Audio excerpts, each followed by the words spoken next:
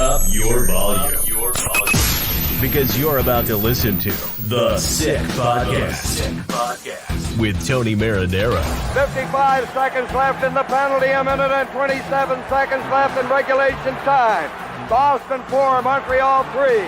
Lafleur coming out rather gingerly on the right side. He gives it into Lemaire, back to Lafleur. The sickest Montreal Canadiens podcast. You're in the ball! Sports entertainment like no other. Rejoint, on lui fait perdre la rondelle, une passe devant. Et c'est le dégagement et ce sera la victoire des Canadiens. Coupe Stanley pour les Canadiens, le 23e de l'histoire. You found the dogs! John, you found the dogs! He found the dogs! And all together, they worked a young team to the top. And now, a 24th Stanley Cup banner will hang from the rafters of the famous Forum in Montreal. The Canadiens win the Stanley Cup. Brought to you by Energy Transportation Group. Driven to be different. 8.6 beer. Intense by nature. And Laraque. If the last time you went to Laraque was when the Habs won the Cup, it's time you went back to Laraque. It's gonna be sick. Marinaro, the Sick Podcast. After a couple of Montreal Canadiens losses, the Canadiens bounced back and beat the Buffalo Sabres in Buffalo by a score of 3-2.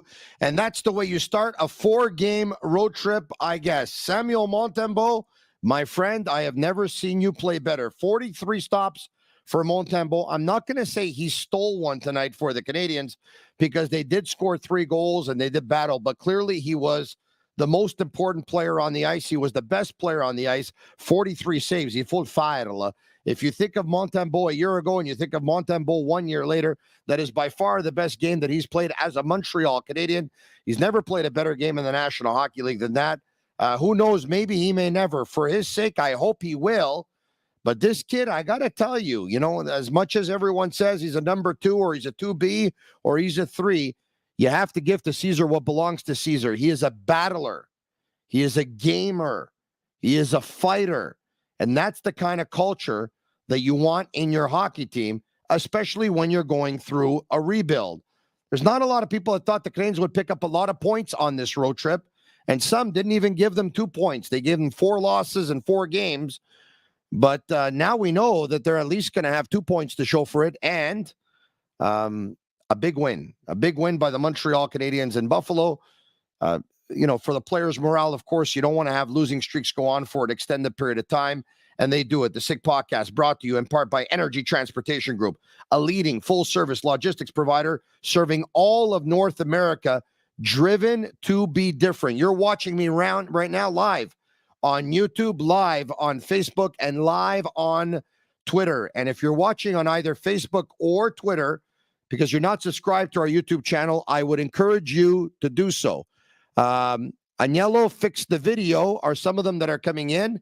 It says we have a bad video. I don't know what's going on. On my end, it looks fantastic. And by the way, for someone who just commented the cheap camera, it's a 4K camera, and it costs more than some people's cars.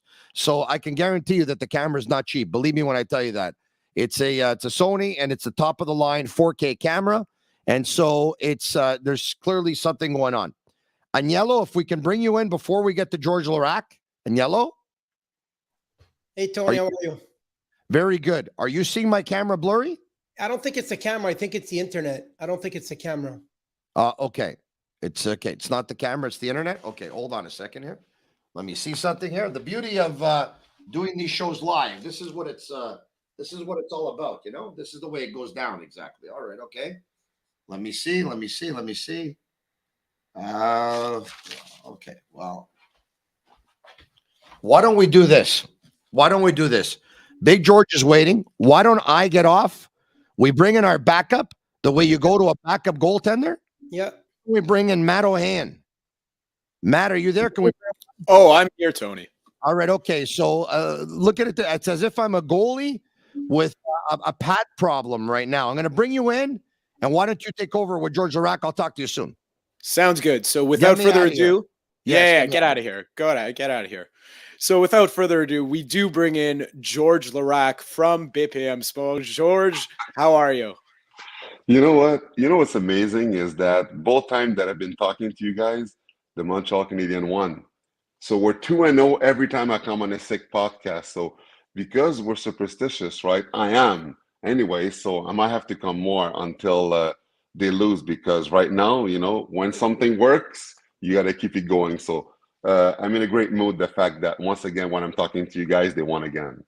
Well, that's what I wanted to start with that because, when we watch the game and when Jeff Skinner scores that goal and then the Buffalo Sabres just take over, what are you thinking as a player in that moment? Because the Sabres in the second period, they looked like they were dominating the game. The stat sheet might not show it, but it looked like they were in control of that period. They were in control, and Montreal knows that they stole one in Buffalo because, Montembeault kept the team in the game. And that's the difference. You always say that you just want to have a goalie that gives you a chance to win. Obviously, Martin St. Louis, yeah, he's going to be happy that they won, but not the way that they did. Because if you play a lot of games like this, allowing so many quality shots, you're not going to win most of the games. So, Montembeault stole one for them tonight, but still, the fact that the first game on the road with a lot of young corp like this, young defenseman corp like this, Goulet scored his first goal. That's amazing. After Xhekaj and Goulet did, and then they're fearless. They're on the road. They have nothing to lose every game that they're playing. And to do what they did tonight, first game on the road trip, when a lot of people thought that maybe they were going to get 2 points out of 8 in this road trip, it's awesome for the confidence to just start this way. But, they're going to have to play better because, you're not going to win many games if you allow that many shots. Sick Podcast brought to you by 8.6 Beer, intense by nature, the beer for those who follow their instincts and live their passions in order to make their mark. George, you said a key word there. You said fearless, and you talked about Caden Goulet. On that Jeff Skinner goal, he gets a little bit embarrassed, and, he comes out in the third period, scores that goal. What kind of mental toughness do you have to have as a rookie playing in, your 8th game in the NHL to come back and score a big goal like that after making a pretty big error? Well, since training camp, we've been saying that this guy is playing like a veteran.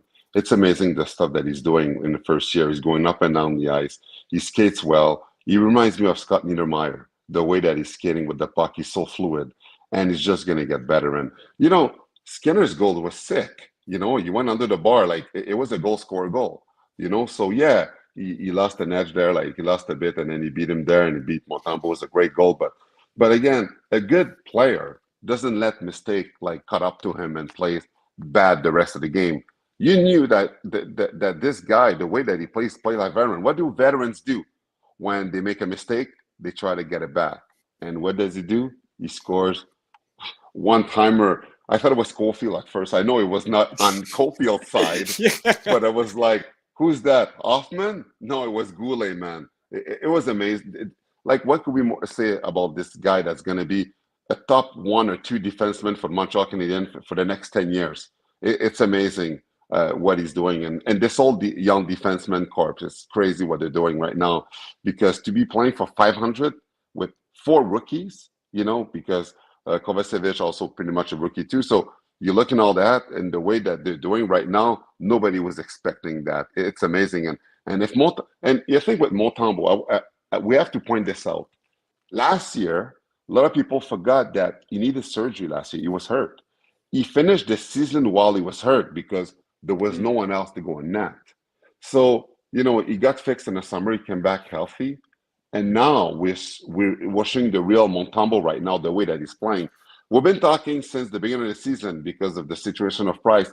What are we going to do next year for the future for goalie? But he's young. And if he keeps playing this good, maybe the Montreal won't be so rushed to find a goalie, for the young players that they have right now building for the future. So things are looking really good right now. And again, it's 8 games into the season. Usually after 10 games, that's when really teams are really revved up and ready to go because it takes a while for everything to gel in. So it gets easier after the first 10 games.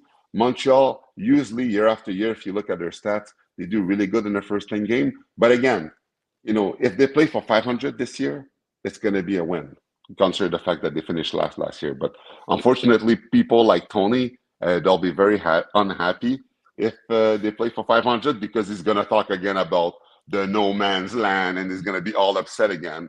You should be upset about the fact that he gets his internet connection at the Dollarama. Yeah. That's why even though he just connected again, we can't see him. You can't see me? You're getting, we could see you, but it's so fuzzy. It's like you're getting dial-up internet thing that Wow. it's so bad that we can't see you. I don't know what's going on because I'm actually on hardwired right now.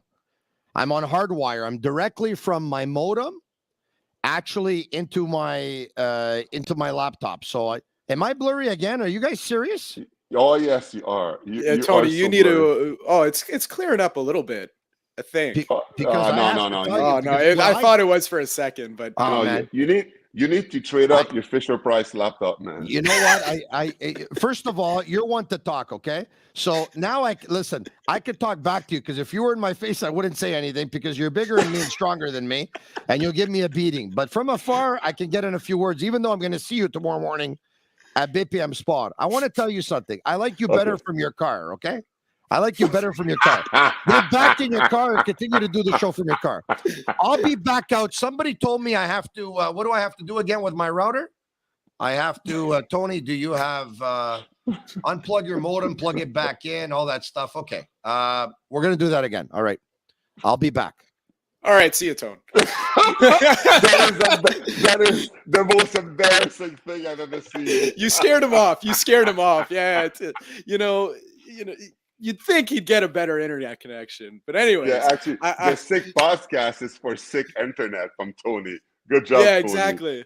And it's funny. I'm usually the one with the internet problems, but now it's him. But no, it's listen. Tony's been giving Yellow and I heart attacks all day, so why not some more? But just back to the game, George. You mentioned Samuel Montembeault, and we've also seen Jake Allen a fair bit, and I feel like a lot of people, when you're comparing them to Price because of who's been there for so long, it's not fair to do that because those two goaltenders, while they're obviously not Carey Price, they're still very good goaltenders in their own right. And I feel like the team, you could see it in the way that they're playing. They're getting more comfortable in playing in front of them on a night in and night out basis. Well, first of all, for years, Montreal, it's been, the way they would do good is dependent on Price. Price was dictating if they're going to win or lose, right? You got so used to having the best goalie in the game. He was the best goalie in the game when he was healthy. That, you know what? You didn't have to worry about anything else. He played most of the games, and then you didn't have to worry about anything. If he was on top of his game, you're going to win. You didn't even care if you were outshot. But now the reality is Price is gone, and the players, they know that. So now they have to play differently. Thing is, when you have the best goalie in the game for a long time, you have to adapt. There's an adaptation to do because now you're realizing that if you make too many mistakes, you're not going to get saved like you were before. Because if you look today in the NHL, we're talking about Price, but how many Price are in the NHL today? Shesterkin and Vasilevsky, that's it. It's not like it used to be. Now you see tandems. Good teams now have two good goalies, and then the number two goalie could do their job as well too. Because it's so demanding to be a goalie now that you have to be really careful because if you bank everything on your number one goalie and he gets hurt and you have nothing in number two, you're done. And now a lot of teams are prefer to put money up front, in their D-man corps and having a goalie that not necessarily a $10 million goalie, but if you have a really good defenseman corps, then you don't need a goalie that has to save you every game. So, and I think for years, Montreal built their team around the goalie too much. And because of that, there wasn't enough around him. There wasn't enough protection around him. There's too many quality chances that they were getting, but they were getting saved by the goalie. People used to go to Bell Center to see the goalie making save other than seeing goal scorers scoring goals, That was the mentality for so many years. And now it's slowly changing and people are realizing slowly that this team is going to be able to win even if they don't have the best goalie in the NHL. And it's great. That's how you built the team. And now it's a matter of, okay, the young kids are coming up. The young kids are like they're getting better every year. But now you have to know, like, for your back end, what are you going to do? What are you going to do for the future? It's good that they give an extension to Jake Allen, because right now it kind of stabilized the back end with these two. But still, there's going to be big decisions to do. And you know, and if Montembeault keeps on and playing as good as he did tonight all year, because again, he did play good the last two games.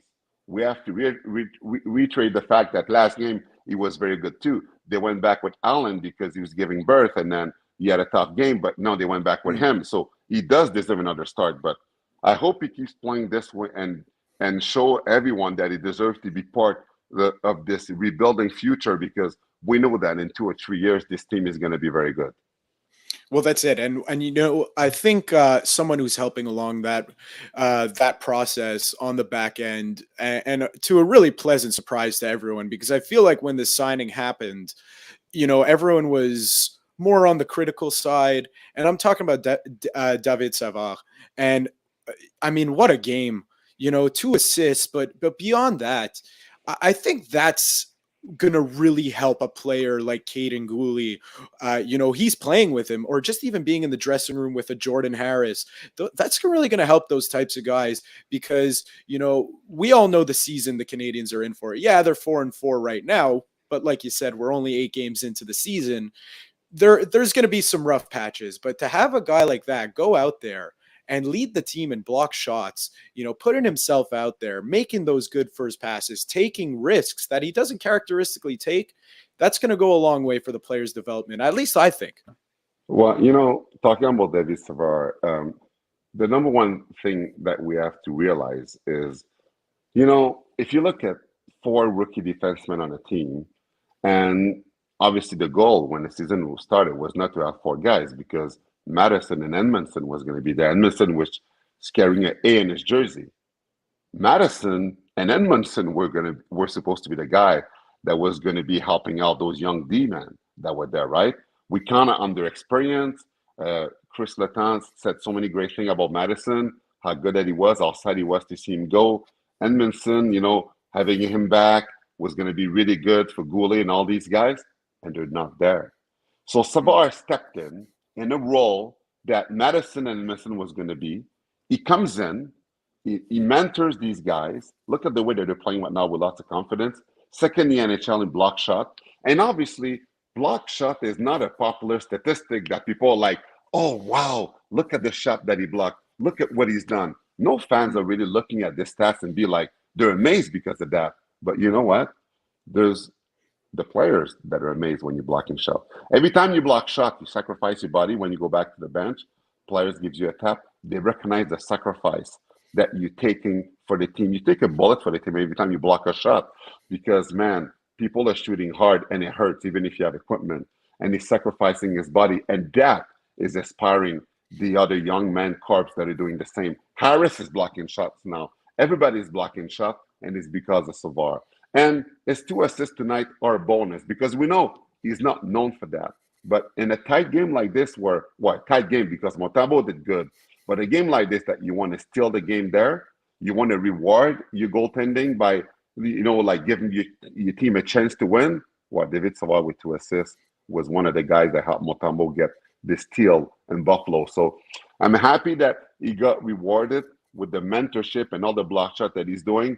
Because, you know, guys that block shot all the time don't often get recognized, but tonight offensively he did, and you know, the assist on the winning goal on the one-timer by Anderson, well, that was deflected by Gallagher, a floater, but still, it doesn't matter. It went in.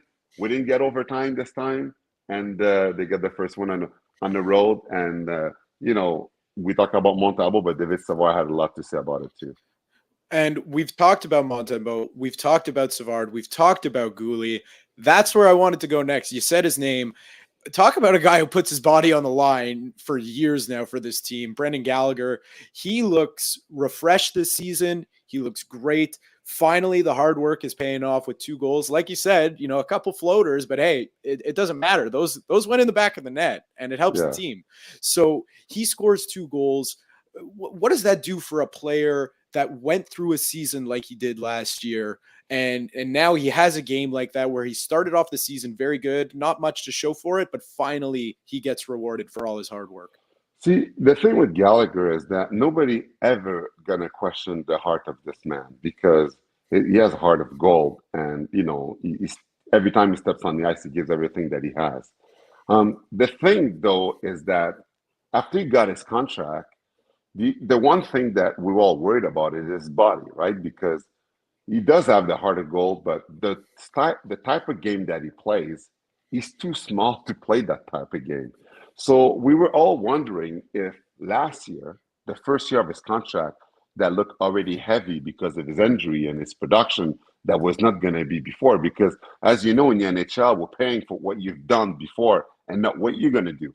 And he got paid $7 million a year because of his 2 seasons of 30 goals, but not. And I don't think he's going to do that again. But still, you are the guy from the past, and then sometimes a mistake. So I'm looking at if I'm Gallagher, the heart of this team for so long, and I was going to get this C, and then Weber came in. Weber got this C, and when Weber's going to be gone, I was going to have this C.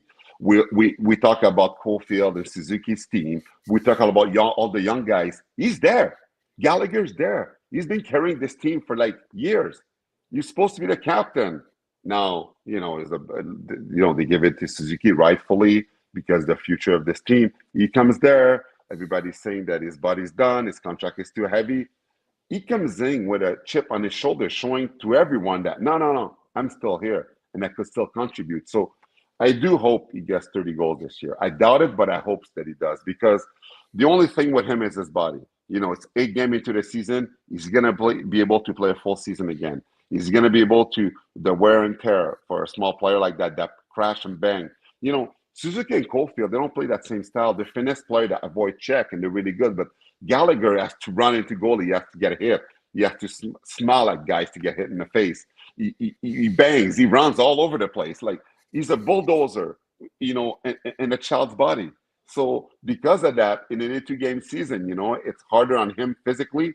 So I hope that this year he'll get lucky with injuries and he be able to have a bounce back year.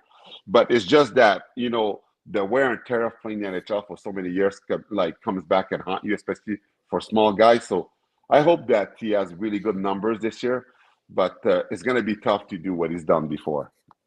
Yeah, I think those numbers, we used to talk about 30 goals as a given for Brendan Gallagher. Can he hit 35? Now I feel like that number is going more towards 20, which is unfortunate, but it's just the nature of the beast. We've talked a lot of positives. I want to get to some negatives, and the first one has got to be, it's been the story of the season, 8 games in, and it was the story of last season. It's been the story forever. I think you know where I'm going with this. We're going to the power play. They come out of the gate with 2 quick ones, and you're thinking, wow, Montreal's got them on their heels. They're going to get one here. This is the time, Buffalo's reeling, and just 2 clean kills by the Sabres. Eventually something's got to give. What have you been seeing on the power play that, they just keep trying and it's just not working?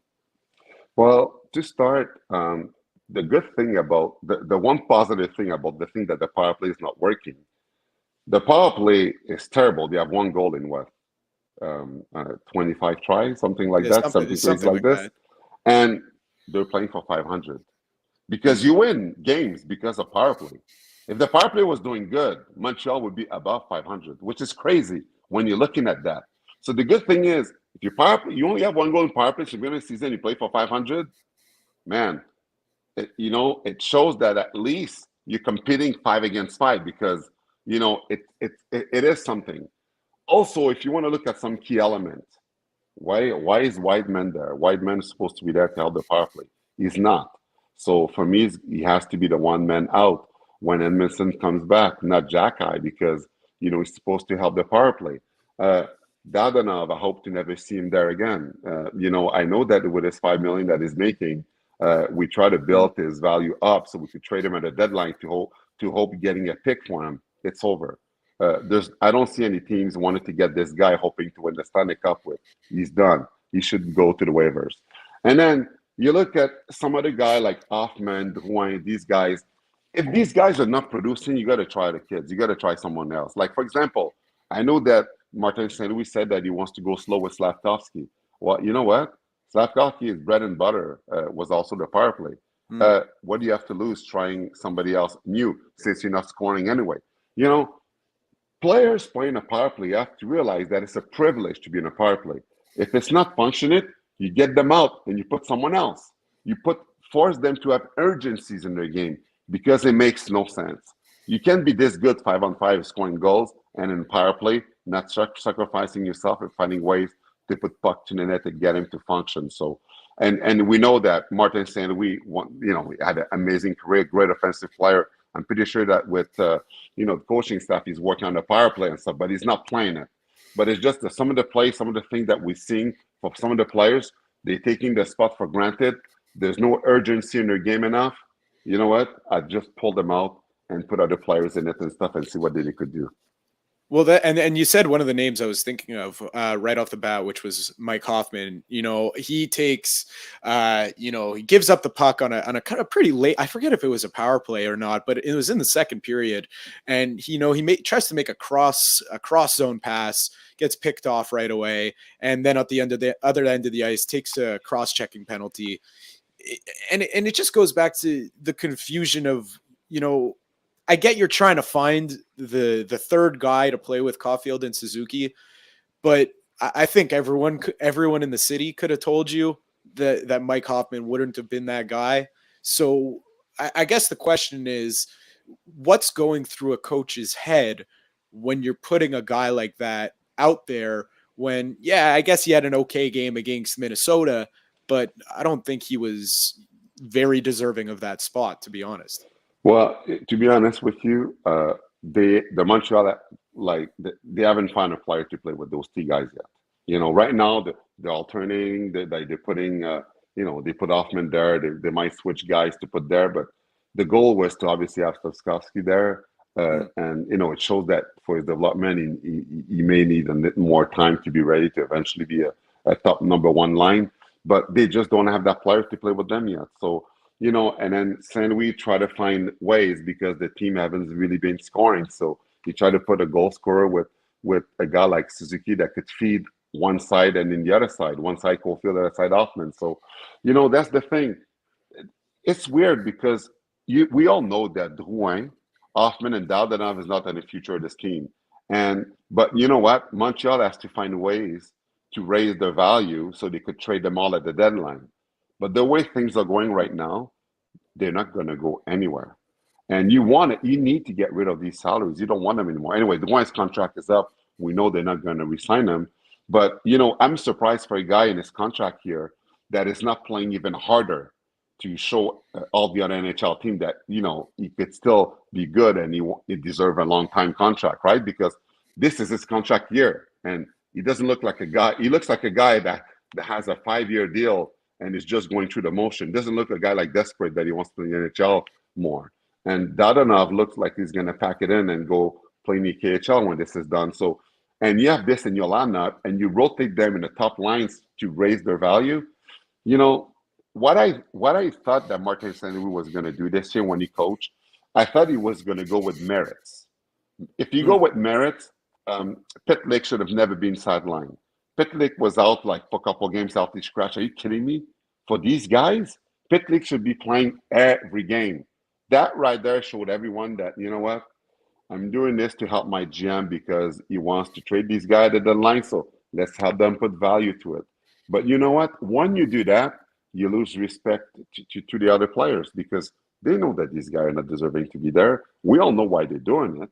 So why are you, it's 8 games into the season. Give us a chance. If this guy is not helping us win, let's give the chance to the other young kids that will help you win. Because you know what? The players, they don't want to tank. They want to win. That's the nature of sport. You want your rookies to learn how to win because if you lose and all you know is about losing, you're never going to win. Look at Edmonton. Edmonton got the first pick every year. For 10 years, they never made the playoff. They learned how to lose. They couldn't win with these guys anymore until they drafted McJesus. And then he brought back this team into playoff, and then everything changed. A losing mentality in a team is rotten. And then you bring, it doesn't matter who else you bring in after. If it's implanted in the system, then guys forget how to win. That's why it is so important to have a guy that wants to play, guys that wants to compete. So these young guys are surrounded with veteran that knows how to win, that don't care about what people are saying about you should tank, we should go for Bedard, we should have the top 3 picks next year. No, those kids, they want to show that we don't need Bedard. I could make the difference. What do you think Caulfield and Suzuki thinks when they're hearing guys talking about Bedard? They don't want to see him. That means that if they see him next year, if they have a chance to draft him, they finish last again. So that means that Suzuki is not going to have a better year than he had last year, and Caulfield too. We don't want that. We want them to evolve. Like Caulfield is doing so good right now. He's one of the top scorers in the NHL. He's finishing up. He's starting the year like he finished up last year. So that's why when I'm looking at all this, it's positive. But there's some veterans that you have to find ways. You have to have the guts to push them aside, because if you don't do so, I don't think it's a good example for the players that are there right now. Well, you bring up an interesting point, and I think we'll before we wrap up, there's one more player that I wanted to talk about, because he had a pretty good game. He was held off the score sheet, but he almost made it on when he rang one off the post. I thought it looked like it went into me with Sean Monahan, because that guy, I mean, you want to talk about raising value at the deadline. I mean, this guy, it looks like he's going to go for 6 first-round picks. But by the other side, when you have a guy playing like that, I mean, I'm going to play devil's advocate, because I'm in favor of just maximizing the value and, thank you for your service, go be on a cup contending team. But, Shanahan looked like a guy who wants to be here, and he's, trying to rejuvenate his career. And it's just a really nice thing to see for a veteran player to buy in to the team, knowing what the season was going to look like. Well, last year, this guy played hurt. And when you get hip surgery and you go back playing again, some players are never the same. Some players, they don't recover from it. And all the injuries, everything that he's been back from, and now he's playing pain-free. And every game he's just getting better, is getting back into the groove. It's pretty good. It's pretty impressive. And I know the goal is obviously to trade him at the deadline. So I do hope that he does bring his value up, but at least he's trying. We see that he's creating things and he's trying. And the thing is that if he keeps doing good, he could be interesting a team. And he's one of the veterans that I could really see giving something good back in return for the Canadians. But for the other 3, you'd be lucky to get a bunch of tape or sticks in exchange. A bag of pucks. Yeah, it'll be kind of like, it was pretty surprising, but when Vegas traded Pacioretty to Carolina for future consideration, which pretty much they give him away, for the ego of a player, that, it's crazy when you look at the fact that Suzuki came in for Pacioretty, and Pacioretty was giving away. And the other guys that we're talking about, Drouin, Hoffman, and Dadonov, is going to be the same thing. You're going to want to give him away, but who's going to take him? Yeah, and that's it. I mean, I guess we'll see where this all goes, because we'll end on the positive of Sean Monahan was great. It's been a great acquisition for free. Like Pacioretty was sent over to Carolina for free. George, what's your big picture? What was your biggest takeaway from tonight's game? Man, it's just often, when a goalie is doing good, players, we look at one another, we're like, let's steal one for him. And they did. And for me, that's what it is the fact that usually with like young D-man corp like this and Montembeault, if you would have told me before, if I didn't watch the score, you say, George, we got bombarded 44 shots tonight, I'd say, oh man, was that a slaughter? You told me no, we won, I wouldn't have believed it. So that right there is showing the guys that a lot of confidence to their goalie is going to grow. A lot of confidence to the kid because Buffalo is doing good. By the way, they had a good record this year. They're doing good this year. So you beat a really good team. People are going to stop saying that every time they win, it was a bad team, because Buffalo had a great start of the season. So that's why, if you're looking at that, you have to give some credit to the team. So to win on the road, Montembeault stealing a game, Goulet first goal, man, it's amazing because for the confidence of Goulet and Montembeault and right in the first start of this road trip is amazing. Prediction for Saturday night in St. Louis? Saturday night in St. Louis is going to be Allen against his former team, and I know that the competition between both goalies, Allen is going to want to show everyone that hey, I'm the number one, not Montembeault. So how about I'm positive again, and I say that Montreal win another close one again. I love it because you know why? It's going to drive Tony crazy. That's why. That's right. Well, if he could, apparently he put all his money into his $5,000 mic. So his mic that is as expensive as people's car. So, how good is that having that good of equipment, but having shitty internet service dial up, distributel that you have to dial up to get your internet and you can't even see him. Well, that's it. And I'm getting word back from Master Control to that you're still on the hook. You're still on the hook. I was going to let you go, but they want you to stay. So I guess I could ask you. I mean, who? The answer seems to be in-house for the first line. The third guy. Who would you like to see them try on the first line? And, if it doesn't work out, who's the backup? Because I like what Josh Anderson brings there. When he's bringing it. Yeah, but you know what? I'm not separating Dvorak, Anderson, and Gallagher. You got your second line right there. So, yes, I like Anderson when he was there to open up the ice for them. So it was awesome. But no, you need a good second front line, and you have it now. You have it now. You can't touch it. Dvorak, I love him. He hasn't been lucky point-wise, but he's working always creating things. So that line, you're not touching it. But, it's tough because now in the first line, they're going to rotate between, I'm disappointing a bit in Kirby Dak, because, Chicago are not stupid. You don't give up on a former first-round pick for no reason, right? They're in rebuilding. He's only 21 years old. Do people ever realize why would Chicago let a 21-year-old go when you're rebuilding? Why would they do that? And, he's a big guy, but to me, he's not a center. He's a winger, can win faceoff. If you can't win faceoff in Chicago, when you have one of the best center and best two-way player in the NHL for a long time, Jonathan Toews, he cannot teach you how to win faceoff. How are you going to learn how to do this in Montreal? So that's why I still think that he's finding himself. So he can be in the top line for sure with these two guys.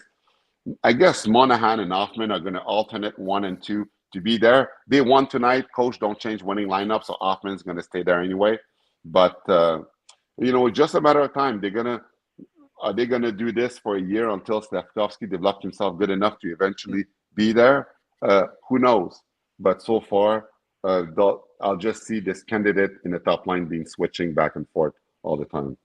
So you'll have one guess, because I don't know if you see it on your screen, but I see it on my screen. A third square popped up. Do you have a guess as to who that might be? Well, if we don't see anything, it could be Tony, because we don't see him and his internet problem. But no, that's no it. idea. We got the man back. I hope this works. Tony, are you there?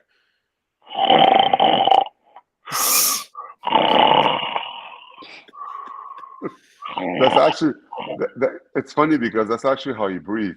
So, oh my God, man, you guys are boring me to death. I'm going to be the first member of the media who's going to jump off the New Champlain Bridge. Can you guys get me excited about the project or what? I'm here in LaSalle. Usually it takes a while for me to fall asleep. I need to have a couple of pizzas and a couple of slubs. I need to have some carbs to put me to sleep. What's going on here? Hey, actually, Tony, since you don't have any internet, we can see you. Before I go, do you want me to sing you that song in Italian that I promised you? Oh, yeah. Which song you want to sing me in Italian? Yeah. Now, all of a sudden, you're getting jealous because I became the hottest singer in town, and now you want to steal my thunder. Go ahead. Why don't you do this? Seeing as there are copyright laws and we cannot actually play registered music on YouTube because they'll kick us off, we have no other choice but to sing our own songs. So why don't go ahead. You sing a song, and then I'll sing a song. Okay, but just so you know, I'm not trying to steal your thunder because I'm not Italian. I don't speak Italian. I'm picking an Italian song to make you happy. But Yeah. and you could tell me if I did good with pronunciation, okay? Yeah. Go ahead. Okay. Because I'm doing this, by the way. I'm always looking for a plan B, right? A backup plan. That's the Okay, only perfect. reason why I sing. Okay, go ahead. Awesome. So for everyone, just let you know, I mean, if you guys saw Money Heist, La Casa de Papel, I will be singing Yes, Bella yes, Ciao yes. for you guys, okay? I'll try to sing Yeah, Bella Ciao, okay? Okay. Yeah. Una mattina mi sono salto, oh bella ciao, bella ciao, bella ciao, ciao, ciao. Una mattina mi sono salto e ho trovato l'invaso, oh partigiano, oh via, oh bella ciao, bella ciao, bella ciao, ciao, ciao paragino, oh para mia, che non risento di morire. How was that, Tony? Hold on a second. You got the kinks out of the way. Now you ready? You want to do it with me together? A duet? Okay. Let's do You it. know, like you and Lucic. Okay, let's do this. Yeah. All right. On 5, 4, 3, 2, 1. Una mattina mi sono mi sono salto. alzato Oh, e bella ho ciao, trovato bella ciao, bella ciao. l'invasor. Oh partigiano, portami via. There's a delay. Bella ciao, ciao, partigiano, portami via, che mi sento di morire. Listen, Tony? there's a delay because your internet is too shitty. The Sit podcast means shitty I'm not on internet. the internet right now. I'm on my house phone. I called in. That's even worse. Tony, Listen, Tony, you know what? I'm going to say what I think George was thinking the entire time you took it solo, which is I think you better find a new plan B. hey, you know what? I didn't have any music in the background there. Oh yeah, that's why. Did Yeah, he? Did I? I didn't either. George didn't, and First time I ever sang that song. Okay, I don't even know the lyrics. All right. Okay, yeah, I've I heard that took one before. myself out of my comfort zone. I was willing to take myself out of my comfort zone and do that. I'm the only one who would have had the courage to do that, by the way. George sings this song 24 hours a day. He wakes up, he looks in the mirror, he sings the song, he takes the shower, he sings the song. I've never sang this song before at all. Tony, I never did it either. I I heard you sing. No, Tony, I I've heard you sing. I've heard you sing Italian. I was looking for an Italian song. I found out that in the movie they were singing in Italian because I was looking for it, and I thought, hey, let's learn the lyrics and I'll do it for you. I did it for you, and that's it. I'm not Pavarotti. I know that. I suck at singing, but I wanted to make people laugh. But I think that your internet problem is making people laugh way more than my song right now. George, if you want to make people laugh, just show them highlights of when you used to skate. How many games have you played in the NHL? On NHL, PlayStation, a lot of them. In real life, How many hat trick you got in the NHL? That's where I was going to go next. How many 2-goal games? Yes. Yeah, I think one was on a breakaway. Was it not? How many 2-goal games you got on Dominik Hasek? Wow. Tell me the truth. Was that game fixed? No, Dominik Hasek. Come on. Tony, Hey, listen, I could go on and on like this, so you could laugh as much as you want. I know that. I played 13 years in the Hasek. NHL. I played 13 years in the NHL. You can laugh as much as you want. Haters always gonna hate. That's what they do. No, I'm not laughing. But I love it. Absolutely. I'm gonna tell you this. I think Dominik Hasek, at his most dominant, was the most dominant goalie of all time. Yes, I think so too. It wasn't for an extended period of time. It was several years, and it wasn't a decade or 15 years. But you take every goalie in the history of the National Hockey League at their most dominant. I think the Dominator was the best one. He was the most dominant. Yeah, I agree. And I got him. The 2 goals that I got him is when he was at his most dominant in Buffalo. I wanted to get him when he was at his best. Otherwise, my goal wouldn't have counted. You know, George, you know what I remember about Dominik Hasek? And I'm sure you'll probably remember this, but when the Penguins won the Cup, and I'm trying to remember which final it was, and it was, I don't remember if it was, I think it was 92, because I think in 91, did they beat Minnesota? Anyway, I could be wrong.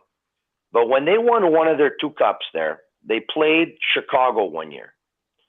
And Eddie Belfour, I believe, was the goalie for the Blackhawks. And Dominik Hasek came off the bench when the Penguins had lit up Eddie Belfour. And Mario Lemieux had a breakaway on Dominik Hasek. And as you know, when Mario's in alone on a goaltender, everyone knows where Mario's going to put it. Right-handed shot. He's going to put it top corner, glove side, right under the bar.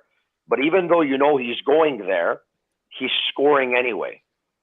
And Dominik Hasek, who I think came off the bench at like age 28 or whatever it was, made a glove stop off Mario Lemieux on a breakaway. And that was the moment that Dominik Hasek became Dominik Hasek. Yeah. Tony. Yeah, sure. When you want to make sense in hockey, just agree with me. Yeah, just agree. Okay, Tony, you want to make sense in hockey. How about you agree with us? I mean, we didn't get because your internet is so bad and you can't afford better. It's very bad. Very bad. I don't know what's it's going horrible. on. It's horrible. It's honestly embarrassing. Well, I don't know. I don't know what's worse. The fact that, the internet, or that I had somebody come to my house and put extenders all over the place, rewire everything, and I had a bigger problem than I had before. Now I know why I didn't pay him. Yeah, well, yeah. That's what we call having alligator arms. You can't reach your pocket, and you're getting shitty service. No, the best part is not only that I have a technical difficulty to go on my podcast, that when I was calling my podcast, Agnello wasn't answering the phone. I had to send him a text message to say, "You want to answer my damn call?" Then finally, when he did, he put me on hold, and then he hung up on me. And then I called back, and you know what he said? "Where did you go?" I'm sure that all the listeners are really happy to hear that right now. Yeah, this is unbelievable. No. There is some things that you just don't share, Tony. Come on. No, listen to me. What are you doing right now? Just say good night. Say good night to everyone. You'll be better tomorrow. Right now, I'm in my bachelor with my feet up on the desk, talking to you guys off my portable phone here, my cordless. This is an open book concept here. Whatever we have to share, we share. I have no problem throwing Agnello under the bus. He's got no problem throwing me under the bus. Hey, George, thanks for coming on today, because we know you're a regular every Thursday, but you've gone some overtime here. Oh, are you kidding? Yes, I have. I'm watching the Ravens game right now at the same time, and now I've done overtime to help you out because your thing went down. But I also love football, so I'm watching. Yeah. So now the Ravens are up 24-13, eh? Yes, they are. See, that's what he did. He went off his podcast to watch a football game. He just wanted to watch football, so and he makes you work overtime for it. Yeah. You know what? I'm not watching the football game. I'm taping the football game, but I just decided to go to the, get the scores and stuff like that. That's basically what happened. You know what, Tony? I'm watching the game. Thank you for the invite, Tony. I'm gonna go watching the game. So, bye everyone. It was awesome. And I'll see you tomorrow. Yes, I'm going to be at the station tomorrow. I'm bringing cannolis. Bring vegan stuff, not shitty like dairy stuff with pus, morphine, and blood, and because the combination of dairy is pus, morphine, and blood. Don't bring that to the station for me. Listen to me. We have one life to live. You want me to bring you vegan stuff? Yes. But how are you gonna fill your stomach? Listen. Well, what do you want me to bring exactly? No, before we go, I know you gotta go. What would you want me to bring you exactly tomorrow? Fruits. A plate of fruit. Whatever you want me to bring you, I'll bring you. What do you want me to bring you? Fruits. Fruits? Yeah. You know what I know you're allergic to fruits. I know you're allergic to fruits, but I want fruits. No. Hey, listen to me. I am a big fan of fruits. I love figs. I love cactus pears. I love peaches. I love strawberry. I love cantaloupe. I love pineapple. But of all the fruits, I love yellow kiwi. You know what my favorite fruit is? Take a guess. I don't know. A nice cold watermelon out of the fridge. That is my favorite too. I swear to God, it's Really, my favorite. eh? Why don't you bring that tomorrow? Bring watermelon tomorrow. Well, I don't have one in the house right now. I deserve it to bring you watermelon. for the overtime that I've done. I deserve it. You could go to a 24 hours grocery. At 8 a.m. tomorrow. What's going to be open at 7 a.m.? There's 24 hours grocery store open in Montreal. Do a little detour, really? a 10-minute detour to go pick up some watermelon, cut it up, and bring it to the station. I'll eat it. Okay, so text me where I can go tomorrow to pick up this watermelon, and I'll go pick it up. There's something called Google. There's something called Google on the internet. That's the problem. He can't use his internet. He can't even use Google. Can't even use Google. 45 minutes I'm trying to log on.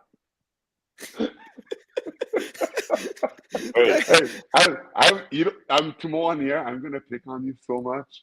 You're never gonna hear the end of this for a long time, Tony. I'll never forget that. October 27th. What? That I had a technical difficulty with my internet? Yes, on your sick podcast. But guess what? Guess what? Even with the technical difficulty, because of the internet, Matt taking over, you doing it as well, me on the phone, this is the best show on radio in Montreal right now. Right now, there's nothing better on the air in Montreal. You know that, eh? Well, I know we're probably the most entertaining. I can't self-locate. Probably. I can't self-locate myself anything. I'll let people be the judge of it. But right now, we're pretty funny, I think. No, we are very funny. Yeah, I will see you tomorrow. See you tomorrow, guys. With a watermelon in hand. Perfect. Bro, it was a pleasure. Well, it was the best part. When I show up at the station, everyone will be thinking I'm carrying a watermelon from afar, but it's actually going to be my stomach. I'll see you tomorrow, Big George. Bro, it was a pleasure doing it with you. I'm sure we're going to do it many times together because Tony, have internet problems. So. I'm going to, you know what I'm going to do with Matt O'Hayan now? I'm actually going to tell him my George Laraque story, okay? Because, you and I have talked about it several times, but I bet you Matt never heard it. And I bet you that those who are watching right now on YouTube, on Twitter, on Facebook, they probably never heard it either. So you go back to your football game and I'll share our story. Okay, perfect. See you guys. All right, thanks, George. Have a good rest of your night. Matt, you ready for this one? Yeah, hit me, Tony. And by the way, I could go on the internet and open up my camera and stuff like that. But if it's going to be blurry and everyone's going to tell me it's blurry, that's the reason why I'm not doing it. Okay, so that's the reason why I'm on the phone. Okay. For what it's worth, just before you go on, you did sound crystal clear. Oh, thank you. Okay, so here I am at the old station. Mm-hmm. And walk in that morning doing the show. George Laraque that year, there was the earthquake in Haiti. And George wanted to raise money so that he can help out Haiti. So I remember one night, it's a Saturday night, I'm at home, I'm watching the game, probably about 15 minutes after the game is over. And I knew George, pretty good, but not more than that. Mm-hmm. So 15 minutes after the game's over on a Saturday night, George calls me. See a number on my phone, whatever. I pick it up. Hello. Yeah. It's George Laraque. Hey, George. Yeah. Good game. Yeah. Thank you. Listen, I want to do stuff to support Haiti and stuff like that and whatever. And I'm thinking of doing maybe some kind of auction on the air. I can give away tickets. We can do a meet and greet. I can do this. I can do that. I can do this. I can do that. Are you in? Sure. I'd be more than happy to help you out, George. No problem. Let's get it done. So now we have the auction over the next week or two or whatever on the air. I help George raise money for Haiti. And then George has to deliver the tickets to the hockey game because part of the auction he was giving away, there were 2 tickets to the hockey game, meet and greet with a player after the game and all that stuff. Okay. Mm-hmm. So walk in one day, do the show, and Bob Gainey has a press conference that he's going to announce that he's bought out George Laraque. All right? He's bought out George Laraque. So when I go to break so that we can air the Gainey press conference that he's bought out George Laraque, while I'm in studio watching it, and then I have to comment on it after the press conference, I have to comment on it on air. Guess who walks into the studio? George Laraque, naturally. So he walks in and he goes, hey, I got some time on my hands now, so I showed up to give you the tickets. Hey, what's going on over here? I said, well, your GM is talking about you. Oh, really? So he said, all right. So he sat down and we watched the press conference together of Bob Gainey talking about buying out George Laraque. And then when I went back on air, I couldn't say that I had George with me in studio because obviously he couldn't talk. You know why? Hmm? Because he was paid to stay home and he couldn't talk. He couldn't say anything. Oh, right? Wow. Yeah. When you're bought out, you can't start talking because if you start talking, well, then all of a sudden you're not going to be paid anymore. Yeah, breach of Well, he contract. didn't comment on that and whatever, but that was my George Laraque story. While they were having the press conference announcing that he was bought out, he was actually in studio with me, watching Wasn't that also on television. wasn't that a couple games after he had scored 2 goals against Dallas, like right after the earthquake? If I remember correctly, that. I'm not going to lie to you. I don't remember that. I remember him scoring twice against Dallas, and I think it was. I could be wrong, but it may have been. It was definitely his first goals of the season at that point. But wow, that's quite a story right there. It's a pretty good story, eh?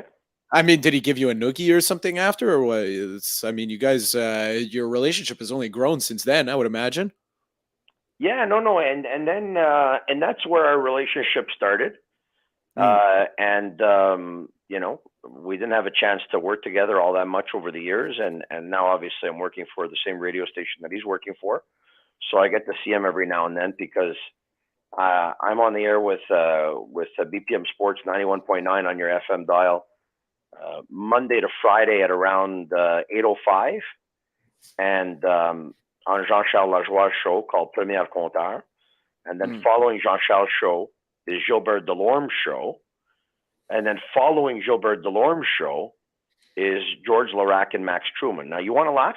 Here's another one for you. When I usually go into studio on Fridays, I don't have to, but I just decide to go by. I bring them pastries and stuff like that and whatever. And I just want to I like showing my face and being part of the team and stuff like that, right? When I go in on Fridays, now George is on at 11, okay? Yeah. When I go in on Fridays and I get there at around 7:45 for my 8:05 hit, George is there already, okay? Mm-hmm. George is there at 7:45 for his 11 a.m. show. Now, do you know what time he actually gets there at? For an 11 a.m. show. For an 11 a.m. show. Do you know what time he gets there at? I'm going to say 10:15, 10 o'clock.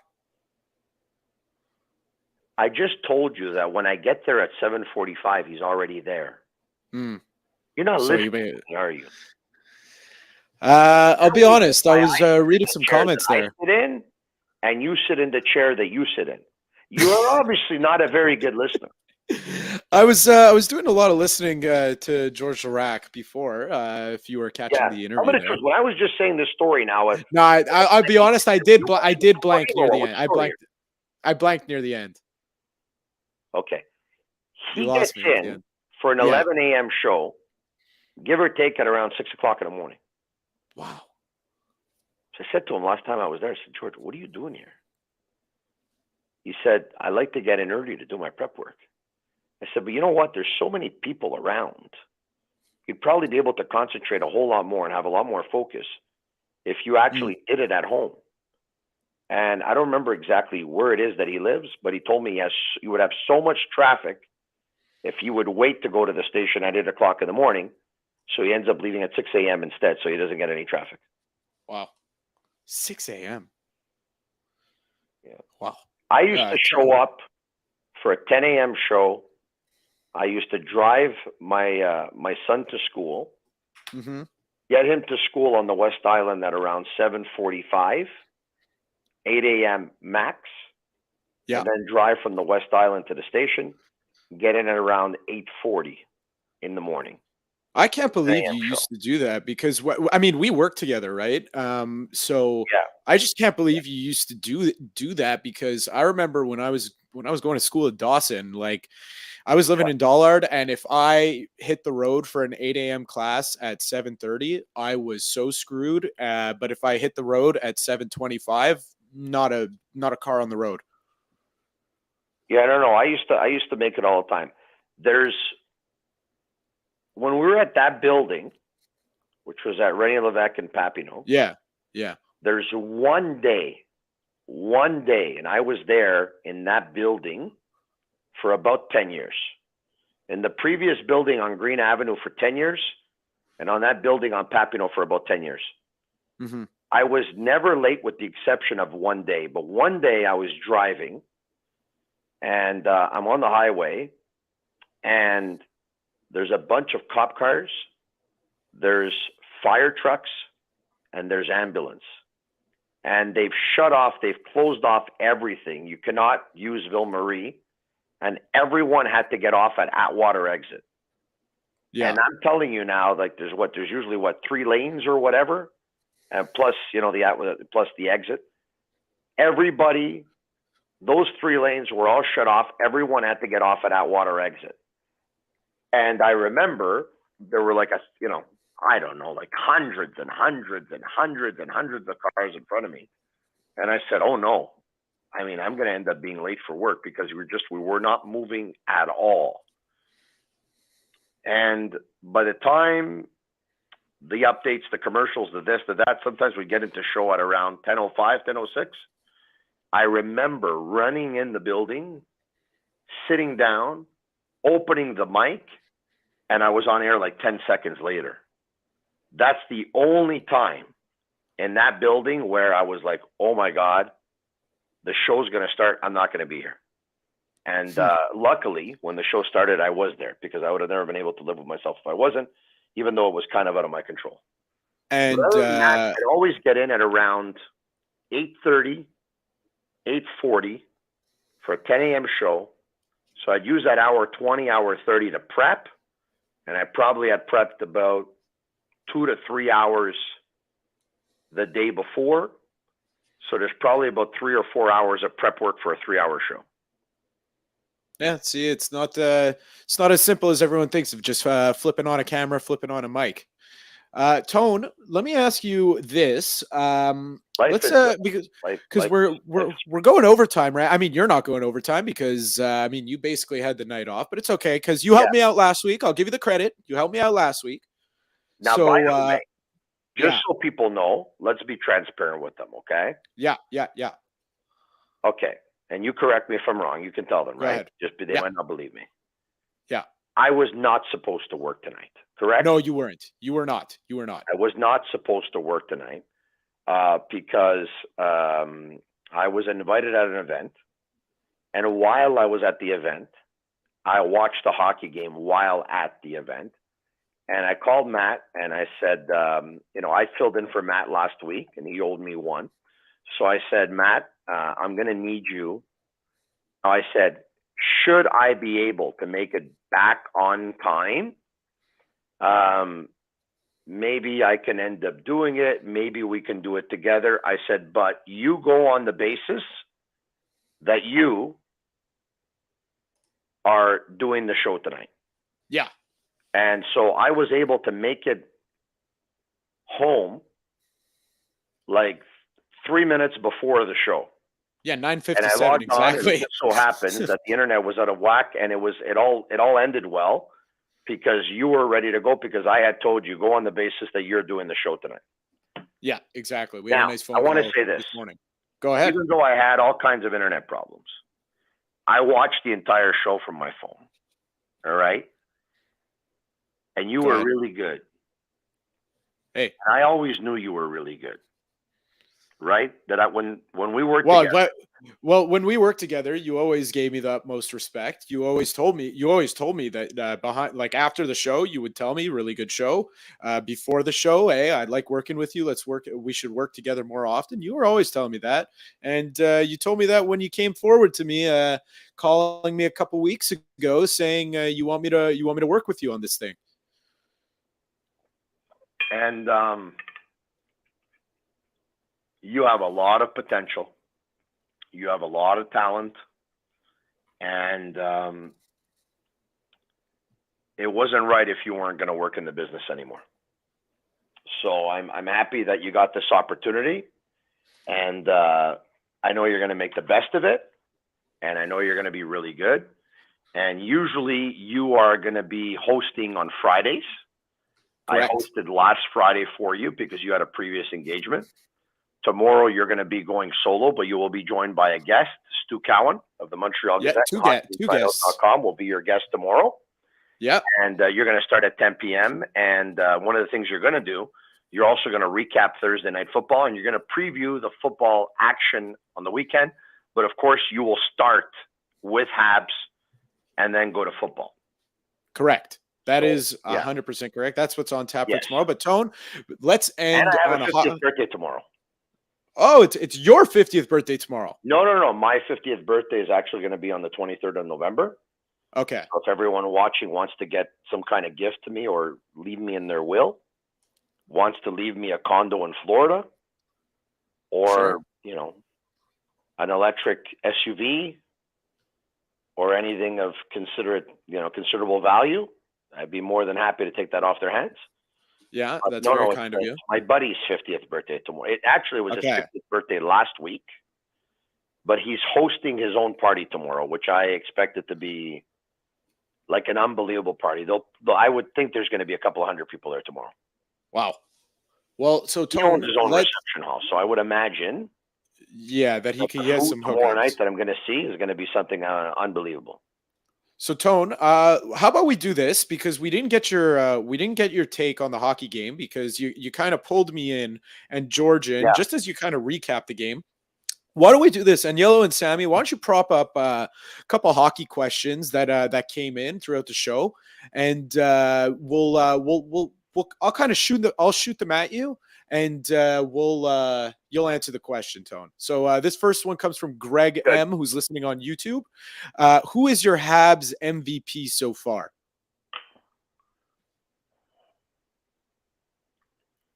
I mean, Suzuki's got the most points with Caulfield. One of the two. I would say Suzuki's been their best player, but I mean, you can make a case for anybody. Well, not anybody, but you can make a case for Caden Gooley. You can make. I could hear it. Yeah, I could hear that. You can make a case for Suzuki, and you can make a case for Caulfield. There's no other forward you can make a case for, right? Other than Suzuki and Caulfield, there's no other forward you can make a case for. I mean, you can make a case that they've been. I could think of a couple forwards that have been very good, but MVP, like Sean Monahan. Those are the two. Yeah, Sean Monahan was the one I had in mind. He's been fantastic. Yeah, but you can't make a stronger case for Monahan as you can for Suzuki and Caulfield. No chance. Jake Allen, when he's been in there, has been very good.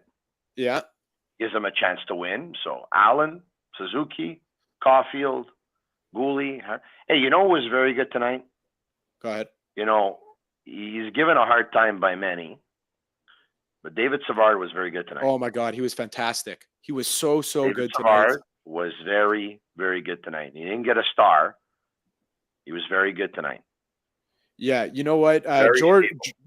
George said it. He's second. I think he's second in the NHL in blocks. And Tone, with the season that the Canadians are in store for. It's only 8 games in. I'm not prepared to call them a 500 team. For him to go out there, knowing what he knows in the type of season it's supposed to be, and just going out there and putting his body on the line night after night. I mean, that really goes a long way, at least to his teammates. And then when you get rewarded for those efforts, like you did tonight, made a couple good plays that ended up having his name on the score sheet twice. Yeah. Then you start to get the recognition from the fans, and that really goes a long way. And obviously Gallagher and Josh Anderson were good tonight too for the Canadians. Yeah, of course. Let's get another question up on Yellow and Sammy. Yeah. So which two players will come out of the lineup when Armia and Slavkovsky are able to play? That one comes from Steve. Armia and Slavkovsky are able to play. Which two players will come out of the lineup?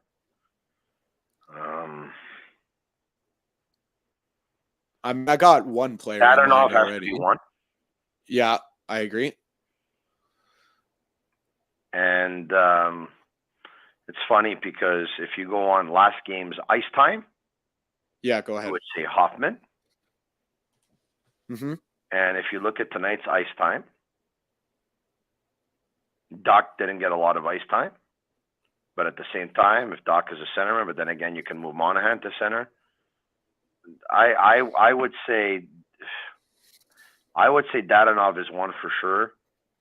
And other than that, I would say maybe Pitlick. I don't think he's going to take out Hoffman, and I don't think he's going to take out Drouin. I don't know why. Really? I just don't think he will. And that's it. You're not going. I mean, are you going based off of Dadonov? And I got to tell you, Dadonov, I knew he wasn't the same player that he was a couple of years ago in Vegas. Yeah. I didn't know he was this slow. Oh man, yeah. It was noticeable. I did not know that he was this slow. Like, he is slow to the point where he's not dangerous at all because he is slow. Yeah, there was a play in the third period. You know, he had a little dangle around the net. I think that was the only time I had noticed him in the third period because the intensity just ramped up so much. You know, both teams were just really throwing everything they have at the net and at the other team. Yeah. And you know, I couldn't for the life of me notice him. I don't even know if he got more than that shift in the third period. But you could say that again. He was very slow. Hey, Tony, let me ask you just before, because we're working overtime right now, but we got to wrap it up at some point. So do you have a prediction? Because the next time we're going to hear you or see you on the Sick Podcast is going to be on Monday. Because I'm, like you said, I'm going to be holding the reins again tomorrow night. You got a prediction for Saturday night in St. Louis? Look, I'm going to go with the Blues to win because let's not forget, albeit this was a huge win tonight, Samuel Montembeault pulled a rabbit out of his hat. The Blues coming off a 6-2 loss to the Predators in Nashville tonight. I think the Blues will rebound. I think St. Louis doubles up on the Canadiens and beat them by a score of 4-2 on Saturday. Well, there you have it. I'm going to go. You're talking to a guy who is like, he's got 5 out of his last 7 predictions wrong. Right. I mean, like right now, my confidence in terms of predictions, it's not high. Well, I've been listening to you occasionally on the mornings when I'm in the car on my way to the metro. I've been listening to you make your Bet99 picks, and you've got a fair bit, right? I think I was 12 of 14. Like I was. Yeah, hot. exactly. Yeah, you were. Yeah, you ride the wave. Now I'm like 2 of 7. 2 wins and like 5 losses in my last 7 or something like that. It's not good. Yeah, and unless Lamar Jackson somehow gets 5 more rushing yards in this game, which I don't see happening, I'm going to be not doing well either, working on a loss tonight. But I've been hot on the on Sunday picks. I've been hot the last 2 weeks. I think I've pulled in a fair bit of coin. So Tony, thank you very much for hopping on, even with the internet problems. And that's it for us on the Sick Podcast. I wasn't supposed to do the show to begin with. Yeah, this is like extra credit. Internet problems was a sign that it just wasn't my night and was your night. But I'm glad you took advantage of the opportunity. And Tony, now, I'm glad you prepped me for it. Don't be this good all the time. See, that I can't promise you, because I did tell you back when we did start working together that I would take your job one day. We didn't know where it would be, but I'm still gunning You know, for you. if I happen to lose my voice because of all the singing that I do, you will. But, you know, as long as I have my voice and my health, I don't see it happening. Well, we'll see You're about talented that. and you're good. I'm another level. Listen, sometimes you just need to get fresh legs in there. I understand that. When it's your turn, when I'm like ready to hang up the microphone, you'll get your chance. All right, Bye, we'll see Matt. about that. Bye, Tone. Have a good night and have a good party tomorrow. Thank you, everyone. Thank you. Thank you, Tone. And thank you to all of you who've tuned in tonight to listen to the Sick Podcast. Just as a last reminder, we're brought to you by Laraque. If the last time you went to Laraque was when the Habs won the Cup, it's time you go back to Laraque, because the menu will surprise you. And it surprised me the last 2 times I was there. I was shocked at the quality of food that I was getting. You know, what did I have? I think I had a honey sriracha burger. It was fantastic. Chicken burger. It was fantastic. Anyways, thank you guys for listening. Thank you guys for tuning in. I'll be back tomorrow night. We're talking Habs with Stu Cowan, and we're going to talk a little bit of football, tee up the weekend. I'll have some betting picks for you, and maybe even a little toss some fantasy questions my way. Thank you guys. I'm Matt O'Hayan. Have a great night, everyone. And that's a wrap. Hope you don't miss us too much until next time. Follow the Sick Podcast with Tony Marinaro on YouTube, Instagram, Facebook, Google Play, and Apple Podcasts. The Sick Podcast is brought to you by Energy Transportation Group, driven to be different, 8.6, intense by nature, and Laraque. If the last time you went to Laraque was when the Habs won the Cup, it's time you went back to Laraque. The menu will surprise you.